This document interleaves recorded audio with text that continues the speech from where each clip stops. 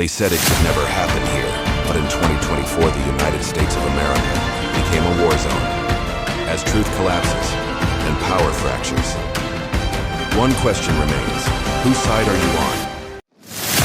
In a nation torn apart, the fight isn't for victory. It's for what remains of freedom. The world is watching. In the United States, a civil war has taken over the country. Texas and California have seceded and formed the WF or Western Forces Militia, while Florida has created its own alliance. A third-term president leads the government forces against the secessionist movements, and he often appears on TV to make speeches, swearing victory is close thanks to the defense of the loyalist states. However, nobody believes him, and it's only a matter of time before Washington, D.C. is reached by the WF. War photographer Lee watches the speech from her hotel room in New York and even takes a picture of the TV. Then she notices a bombing occurring in the middle of the city. The next day, Lee and her colleague journalist Joel take a car downtown to cover a protest in which desperate people are begging for water. They're given fluorescent vests before Lee mingles with the crowd to take some pictures. Things soon get violent as the police officers try to push the people back, only for the crowd to retaliate. This doesn't scare Lee, who just keeps taking pictures, but a young photographer named Jessie gets struck in the chaos. Lee immediately drags Jessie away to safety and learns the girl is a fan of her work. As she gives Jessie her vest, she notices an armed woman running into the crowd with an American flag and pushes Jessie down for cover right before a bomb explodes, killing almost all the protesters. For several minutes Jessie can't hear anything and she has to deal with her shock. However, Lee quickly comes out to take pictures of all the bodies. Jessie forces herself to take a picture too, not wanting to be seen as lesser. Later at a hotel where all journalists are staying, Lee and Joel discuss their options with their mentor Sammy while Lee tries to upload her pictures regardless of the slow Wi-Fi. There are rumors of a big attack on July 4th to make it historically relevant, but they aren't sure if believing it. At that moment the power goes out, which happens often since the war started, and that's why the hotel has a generator ready. After some prodding, Sammy learns the duo will drive through the country's war zones to reach DC, but not to cover the front lines. They want the last interview with the president, who hasn't given an interview in 14 months. In fact, journalists get shot if they approach the White House. Sammy thinks their plan is insane and even knows what the best route to reach DC is, so Lee guesses he wants to reach DC too. However, Sammy wants to go to the front lines in Charlottesville, Virginia, and he needs a ride. At first Lee and Joel are worried because Sammy is too old to run, but in the end Lee agrees to bring him. Afterward, Lee tries going to a room on the 10th floor and the receptionist reminds her that the power comes and goes, so using the elevator could be a risk. At that moment she's approached by Jessie, who has come to thank her and give her the vest back. Lee tells her to keep it and to get a helmet for the future. Jessie explains she's been a regular photographer so far and she's trying to become a War One, which is why Lee is her hero. Later in her room, Lee takes a bath to try to relax, but she's haunted by all the atrocities she's seen in the many wars she's covered. There's been disgusting amounts of death, destruction, and torture, and Lee took pictures of all of it while being unable to help those in need. The next morning the group gets ready to leave and Lee is shocked to see Jessie in the car. She has an argument with Joel, who calls out Lee's hypocrisy on many points. She's fine with Sammy, who can't run, and all journalists start at that age, including Lee herself. With no arguments left, Lee agrees to bring Jessie, but only if they drop her at Charlottesville with Sammy. The group takes off, and when they leave the city, Sammy reminds Jessie to pay attention. The roads are full of abandoned or broken cars, so they must drive around them. At a checkpoint, soldiers make sure to check their journalist IDs before letting them pass. During the trip, Sammy and Joel discuss what kind of questions Joel can make during the interview, like touching on the subjects of disbanding the FBI and using airstrikes against American citizens. Eventually they find a gas station guarded by 3 armed guys. They really need the fuel, so they risk stopping. At first the men don't want to share, but they quickly change their mind when Lee offers to pay extra and in Canadian currency. While they fill the tank, Jessie notices something in the distance and goes to check while one of the men follow her. Lee gets worried and follows them as well.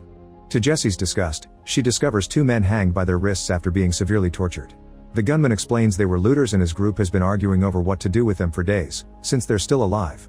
He gives Jessie the power to choose, but she freezes. To distract the guy, Lee makes him pose with the looters and takes a few pictures. Later, when the group is back on the road, Jessie complains that she didn't take a single photo and wonders if she should have helped. The others explain this is the journalist life, so she must get used to it because it'll get much worse later. Jessie can't help to cry but promises to be braver in the future. As the group continues to travel, they hear more empty speeches from the president on the radio and watch the destruction that surrounds them. There are bodies everywhere, but something else catches Lee's attention and she makes Joel stop the car. Then Lee takes Jessie to a fallen helicopter so she can take some interesting pictures. While doing so, Jessie apologizes for being a burden and explains her old-style camera used to belong to her dad. He's currently hiding in his farm pretending nothing is happening, which bothers her.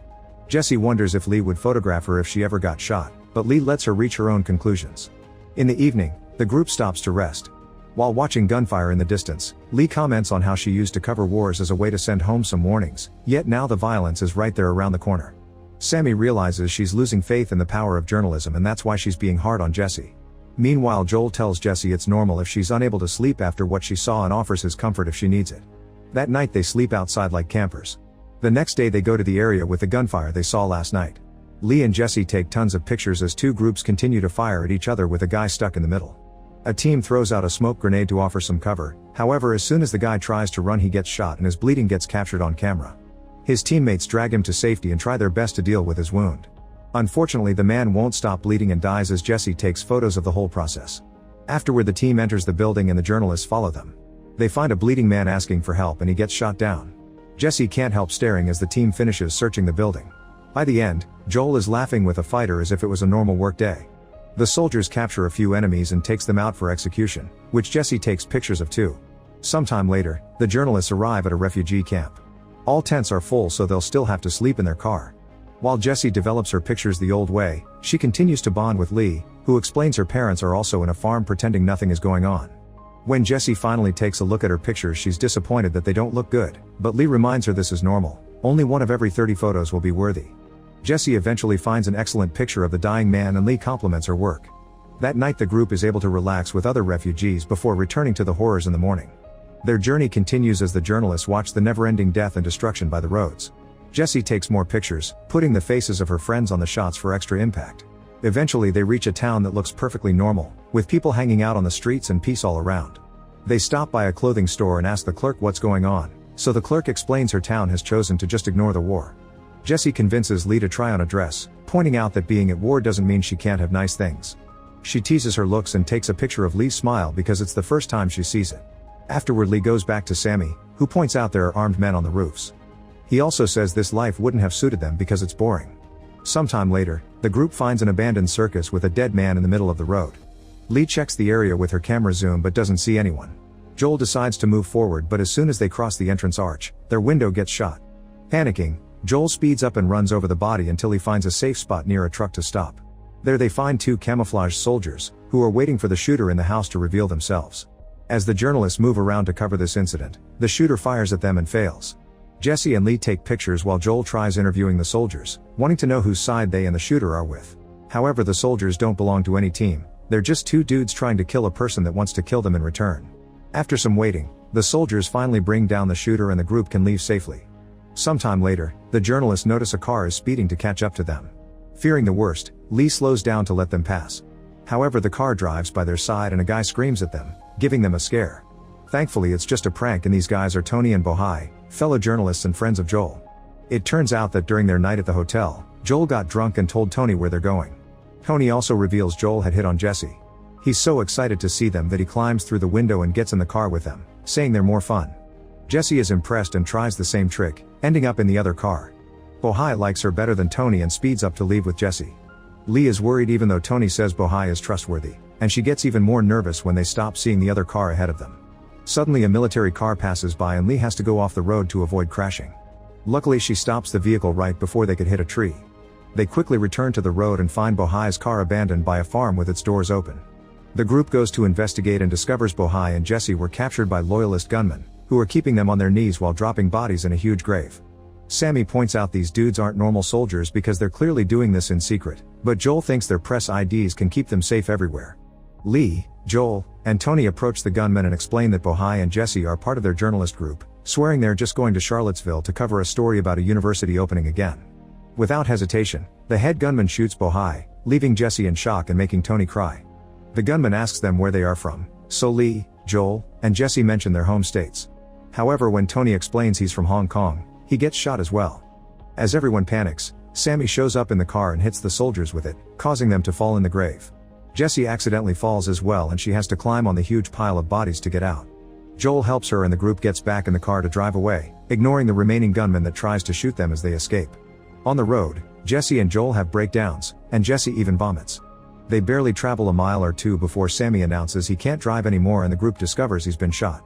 They move him to the back seat and Joel takes over the wheel, driving as fast as possible through a burning forest. Eventually they reach the WF military base in Charlottesville, where they have a flag with only 2 stars. Unfortunately, it's too late, Sammy is dead. As Joel yells at the wind, the soldiers take Sammy's body away in a box. Lee stares a picture she took of dead Sammy, only to delete it. Moments later, they learn from journalist friends that most of the loyalists have already surrendered, so DC is undefended except for a few remaining soldiers. The president's death is imminent, which means the group can't have their interview. Joel is incredibly annoyed because it means Sammy died for nothing. Lee and Jesse take a moment to grieve together, and Jesse admits these past days she's felt the most afraid in her life, but also the most alive. Later, while Lee is washing Sammy's blood off the car, the trio agrees to leave with the WF so they can cover their attack on the White House. Most of the loyalists may have surrendered, but there are still enough of them to keep the fight on the streets. As the WF attacks the Lincoln Memorial, the journalists follow the soldiers through the area. Jesse is taking plenty of impactful pictures, but Lee freezes when she's hit by her PTSD. Joel makes her snap out of it when a tank and a helicopter clean the way on the streets, allowing them to keep moving.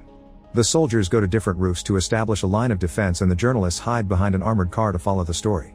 Suddenly, an explosion causes the armored car to drive away, so the group has to run to hide. Jesse is slower because she keeps taking pictures, especially one of a man in flames. She also gets some great shots of a tank finally breaking the wall surrounding the White House. Lee is still struggling and even crying, so Joel has to keep her moving. Nearby, another journalist and her cameraman are recording the whole deal. At that moment, they notice some Secret Service agents bringing the president out of the White House and putting him in a car. 3 vehicles leave the area, and as soon as they crash on the streets, the soldiers surround them to shoot every single person inside. Jesse takes more pictures, however Lee guesses this is a decoy and drags her friends into the White House to find the actual president. Some soldiers notice this and follow them. Inside the White House, they find a few bodies and not much else.